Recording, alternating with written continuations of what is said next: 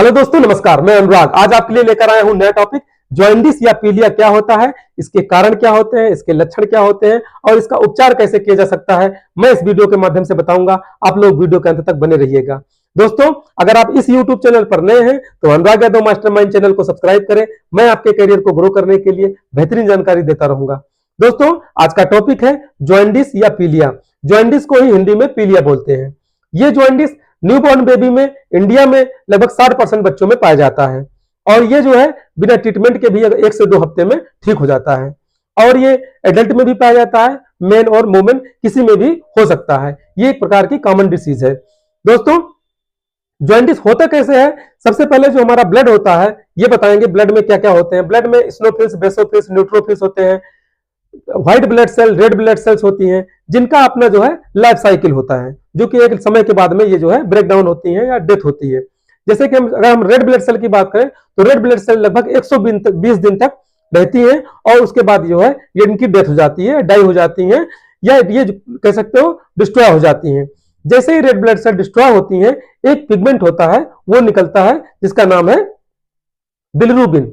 ये बिलिरुबिन जो है येलो कलर का होता है या ऑरेंज कलर का होता है और ये बिलिरुबिन को जो है लीवर हमारा जो है प्रोसेस करता है। लीवर जो है जैसे ये बिलिरुबिन हमारे लीवर में जाता है, लीवर जो है इसे बाइल में मिला देता है। बाइल मतलब पित्त, यानी कि ये हमारा बिलिरुबिन क्या हुआ, अब पित्त में मिल जाता है। पित्त में मिलने के बाद जो बाइल डक्ट होती है, बाइल डक्ट के थ्रू जो है हमारे जो है इंटेस्टाइन में जाता है और इंटेस्टाइन में जो है ये पित्त और बिलिरुबिन मिलकर के डाइजेशन में मदद करते हैं। उसके बाद जो हमारे स्टूल के थ्रू बाहर निकल जाते हैं। अगर यही पिगमेंट जो है, जो बिलिरुबिन है, ये जो है हमारा लीवर प्रोसेस नहीं कर पाता है, या कह सकते हैं कि बाइल डक्ट वगैरह में कोई प्रॉब्लम आ जाए या लीवर में इंफेक्शन वगैरह कुछ हो जाता है, तो क्या होता है कि हमारा जो है बिलिरुबिन पूरी तरह से बाहर नहीं रिमूव हुआ था। उस केस में क्या होता है, बिलिरुबिन का लेवल हमारे ब्लड में बढ़ने लगता है। जब इसका लेवल बढ़ने लगता है तो जो हमारी स्क्लेरा है, यानी कि व्हाइट जो पार्ट है हमारा आइज का, ये येलो कलर का हो जाता है। स्किन हमारी येलो कलर की हो जाती है। ये प्रारंभिक जो है लक्षण है इसके। जिस तरह से हमारा स्किन जो है येलो हो जाएगा और आंखें जो है हमारी येलो हो जाएंगी, जो व्हाइट पार्ट के हैं। तो इस प्रकार से ये जॉइंडिस का मेन लक्षण है। सबसे पहले हम जान लेते हैं कि जो बिलिरुबिन बना है उसका साइंटिफिकली बना कैसे है। जो हमारा आरबीसी होता है, रेड ब्लड सेल होता है, वो जो है हीमोग्लोबिन से मिलकर बना होता है। ये हीमोग्लोबिन क्या होता है, हमारा जो है ब्लड को न्यूट्रिशन वगैरह या आयरन वगैरह ये प्रोवाइड कराता है। ये हीमोग्लोबिन क्या होता है, हीम में कन्वर्ट होता है। जब रेड ब्लड सेल क्या होती है, डिस्ट्रॉय होती है, डैमेज होती है या उनका जीवन काल खत्म होता है, तो जो हीमोग्लोबिन है हीम में कन्वर्ट होता है। हीम के बाद में ये हीम जो है कन्वर्ट हो जाता है बिलिवर्डिन में। हीम से बिलिवर्डिन में जब कन्वर्ट होता है तो एक एंजाइम मदद करता है, उसका नाम है हीम ऑक्सीजनेस। जब बिलिवर्डिन बन गया, अब बिलिवर्डिन से क्या होगा, बिलिरुबिन बनता है। बिलिवर्डिन जो है बिलिरुबिन में कन्वर्ट होता है। इस समय एक एंजाइम में मदद करता है जिसका नाम है बिलिवर्डिन रिडक्टेज। अब क्या हुआ, बिलिवर्डिन बिलिरुबिन में कन्वर्ट हो गया। अब ये बिलिरुबिन क्या होता है, लीवर जो है इसे अपने पास रखता है और जो है इसे बाइल जूस में मिक्स करता है। मिक्स करने के बाद क्या होता है, बाइल डक्ट के थ्रू ये जो है हमारे इंटेस्टाइन में या हमारे आंत के थ्रू, हमारे स्टूल के थ्रू बाहर निकाल देता है। मेजर मात्रा में जो बिलिरुबिन होता है वो हमारे स्टूल में निकल जाता है। थोड़ा पार्ट जो है हमारे यूरिन में आ जाता है। इस प्रकार से जो हमारा कलर होता है वो भी जो है यूरिन का जो है, वो भी येलो हो जाता है। इस प्रकार से जो है हमारा बिलिरुबिन बनता है हमारी बॉडी में। जब हमारे लीवर में कोई क्षति होती है या बाइल डक्ट में कोई क्षति होती है या कुछ प्रॉब्लम होती है, तो हीम का लेवल, इसका जो है बिलिरुबिन का लेवल हमारी बॉडी में बढ़ जाता है और हमारी जो स्क्लेरा उसका कलर, स्किन का कलर जो है येलो हो जाता है। जो ये क्या कहते हैं पीलिया या जॉइंडिस होता है, ये 3 प्रकार की होती है। पहला है pre hepatic jaundice. Pre hepatic jaundice में क्या होता है, जो रेड ब्लड सेल्स होती हैं बहुत ज्यादा मात्रा में डिस्ट्रॉय होती हैं, बहुत ज्यादा जो है ब्रेक डाउन होता है। इतना ज्यादा ब्रेक डाउन हो जाता है सेल्स का, जो रेड ब्लड सेल्स है, कि जो है लीवर जो है उसे जो है उसका जो अपने प्रोसेस में नहीं ला पाता है। उसको कहते हैं pre hepatic jaundice. Pre hepatic jaundice में क्या होता है, एनीमिया हो जाता है और दूसरा जो है हीमोलाइटिक एनीमिया हो जाता है। ये जो है प्री हिपैटिक के जो है लक्षण है। दूसरा है हिपैटिक जॉइंडिस।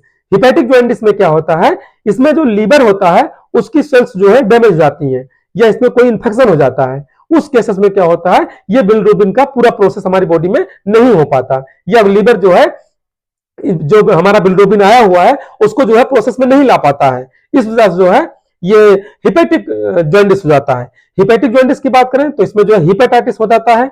दूसरा जो है क्या कहते हैं लिवर सिरोसिस हो जाता है। तीसरा है पोस्ट हिपेटिक जॉन्डिस।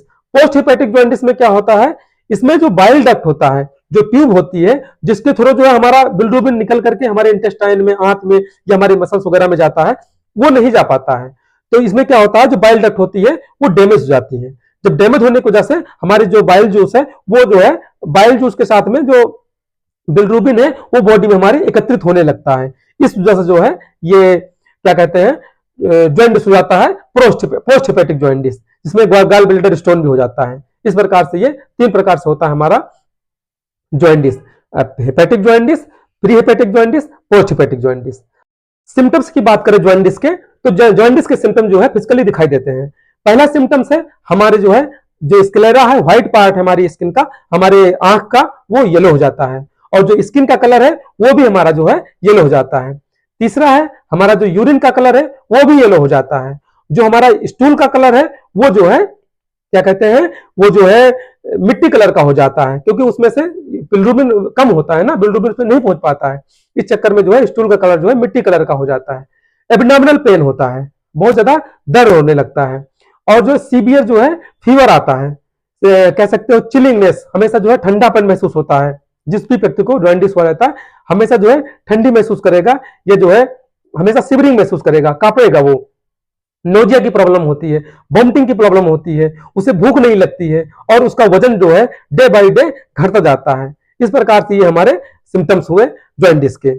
अगर हम इसके काज की बात करें जॉन्डिस के या कारण की बात करें, तो सबसे पहले जिसके कारण है, पहला कारण है लीवर का एक्यूट इन्फेक्शन। अगर लीवर में इन्फेक्शन हो जाता है, इसकी वजह से हमारा बिलिरुबिन का पूरा प्रोसेस नहीं हो पाता है। दूसरा है acute infection of the bile duct. अगर बाइल डक्ट में कोई इन्फेक्शन हो जाता है, या बाइल डक्ट में डिस्ट्रॉय हो जाती है, या बाइल डक्ट में कोई प्रॉब्लम हो जाती है, हमारा बिलिरुबिन यूज नहीं हो पाएगा। 2 हो गए। तीसरा कारण है हमारा हाई ग्रेड फीवर। अगर आपको बहुत ज्यादा फीवर आता है डे बाय डे, तो उसकी वजह से आपको जॉन्डिस हो सकता है। तीसरा है इनहेरिटेड कंडीशन, जेनेटिकली जो है अगर आप किसी को हुआ है पूरी फैमिली में, तो भी आपको भी हो सकता है ये जॉन्डिस।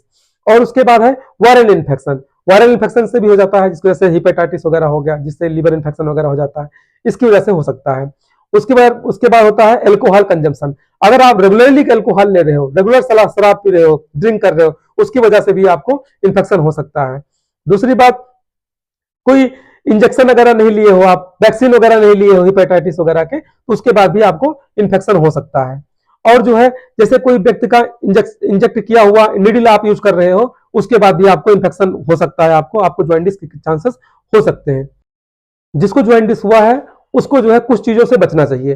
पहला तो अल्कोहल का कंजप्शन बहुत ही कम करना चाहिए, या फिर ना के बराबर करना चाहिए, या फिर नहीं करना चाहिए। तो पहला क्या है, हमें जो है अल्कोहल बिल्कुल भी यूज नहीं करना है।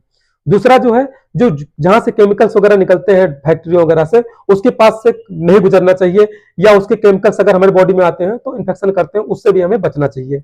तीसरा जो है, अगर कहीं पे कोई निडल्स वगैरह यूज हुई है किसी का, तो वो अपना खुद का यूज नहीं करना चाहिए।